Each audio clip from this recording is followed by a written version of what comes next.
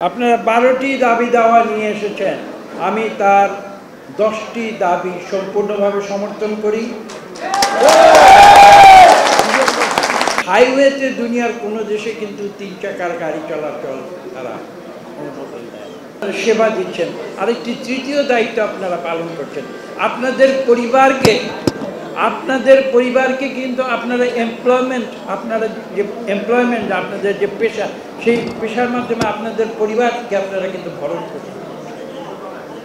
কাজে এই যে আপনাদের এই যে কতগুলো একটা কাজের মাধ্যমে আপনারা কতগুলো দায়িত্ব পালন করছেন, এটা কিন্তু বাংলাদেশের মানুষকে বুঝতে হবে। এবং আমি বিশ্বাস করি, আমরা যদি একে অপরের যে দায় দায়িত্ব তথা তাদের যে পেশাগত বলেন বা তাদের সমাজের দিক থেকে বলেন বা তাদের মানবিক দিক থেকে বলেন, 3টা দিকে কিন্তু আপনারা কাজ করছেন।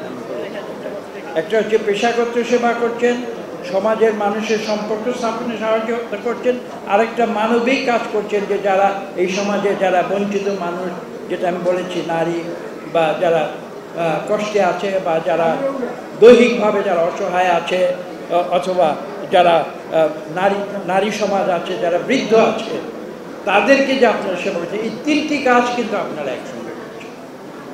কাজে এই দিকে আপনারা যেমন সচেতন থাকেন, দেশ যারা পরিচালনা করে, আজকে সরকারের প্রতিনিধিরা এখানে আছেন, তাদেরকে আমি বিনীতভাবে অনুরোধ করব, আপনারাও কিন্তু এই বিষয়গুলির প্রতি সচেতন।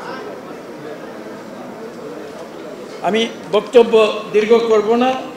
বক্তব্য শেষ করার আগে আমি যে কথাটি দিয়ে আমার বক্তব্য শেষ করব, সেটা হচ্ছে এই যে আমি কিন্তু কঠিন মানুষ।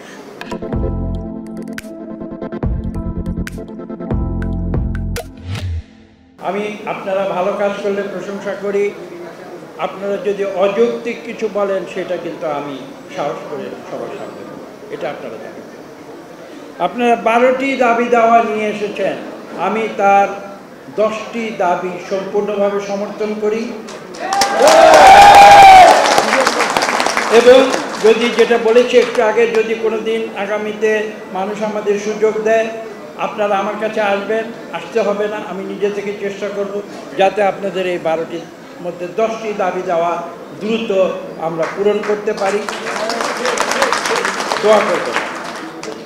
2টি দাবি সম্বন্ধে আমার কিছু বক্তব্য আছে, আমি খোলাখুলি বলছি, কিছু মনে করবেন না, আমার উপর রাগও করবেন না।